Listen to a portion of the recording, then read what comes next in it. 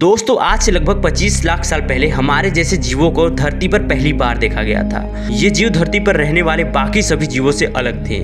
इन जीवों को कई सालों तक आम जीवों की तरह देखा गया था, जिसका अपने आसपास के वातावरण और प्रकृति पर कोई खास प्रभाव नहीं था। मगर एक घटना जो इस जीव के साथ घटने वाली थी, ये सब कुछ बदल कर रख देने वाली थी। और इस घटना के बाद आम सा दिखने वाले बंदरों के रिश्तेदार आगे चलकर आज की इस आधुनिक दुनिया पर राज करेगा।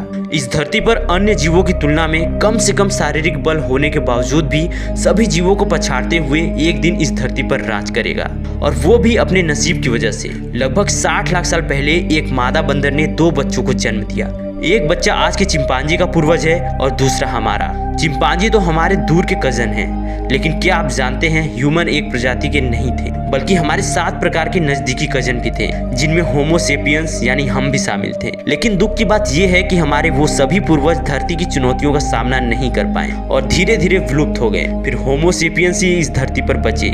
लेकिन इस चीज ने हमें इतना काबिल बनाया कि हम यानी होमो सेपियंस इस धरती पर सर्वाइव कर पाए। बाकी हमारे कजन विलुप्त हो गए। जरा सोचिए दोस्तों, चिंपांजी हमारे दूर के रिश्तेदार हैं और अभी तक जिंदा हैं, लेकिन हमारे भाई विलुप्त हो चुके हैं। इसका वजह है हमारा आपस में बातें करना, यानी इस आदत ने हमें धरती पर जिंदा रखा। लाखों साल पहले होमो सेपियंस यानी हम अपनी जन्मभूमि अफ्रीका को छोड़कर यूरोप पहुंच गए थे। लेकिन वहां पर एक मुसीबत आ गई। यूरोप के ठंडे मैदानों और पहाड़ों में निएंडरथल भी रहा करते थे। जब 2 सेम प्रजाति के जीवों को एक ही इलाके में रहना मतलब टकराव, खाने पीने को लेकर, घर के लिए और दूसरे संसाधनों के लिए। इस टकराव में दोनों भाइयों के बीच दीवार खड़ी हो गई।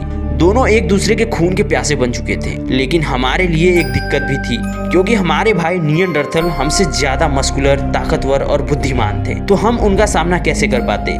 ये लड़ाई में निएंडरथल होमो सेपियंस को पूरी तरह से मार देते थे अपनी बुद्धि और बल के कारण। हमारे पास एक सीक्रेट हथियार था जो कि इनके पास नहीं था। इस सीक्रेट हथियार का नाम था गप्पेबाजी। यानी करीबन 50,000 साल पहले हमारे जीन्स में एक ऐसा बदलाव आया जिसमें हमारे दिमाग की वायरिंग चेंज होने लगी, थोड़ी अलग तरीके से चीजों को सोचने लगे और आपस में बात करने लगे। भाषा में विकास के कारण हम आपस में तालमेल बैठाने लगे, और इसी चीज ने हमें निएंडरथल से सामना करने की ताकत दी। हमें इतनी ताकत नहीं थी कि हम उनका सामना कर सके, लेकिन जब बात होती है ग्रुप की, तो होमो सेपियंस की भाषा ने पूरे स्पीशीज को इतना मजबूत बना दिया कि ना सिर्फ हम नई जानकारियों को याद कर सके, बल्कि उन्हें प्रोसेस भी कर सकते हैं और अपने इस प्रजाति को और भी मजबूत बना सके। सही टीम वर्क की वजह से निएंडरथल मानव को इस जगह से विलुप्त होना पड़ा, क्योंकि निएंडरथल हमारे भाई थे। इसलिए निएंडरथल और होमो सेपियंस के बीच क्रॉस ब्रीडिंग हुई थी, जिसके कारण आज भी हमारे डीएनए में कुछ जीन्स निएंडरथल के मौजूद हैं, और यूरोप के लोगों में तो निएंडरथल के सबसे ज्यादा जीन्स पाए जाते हैं। तो दोस्तों आज की वीडियो में बस इतना ही।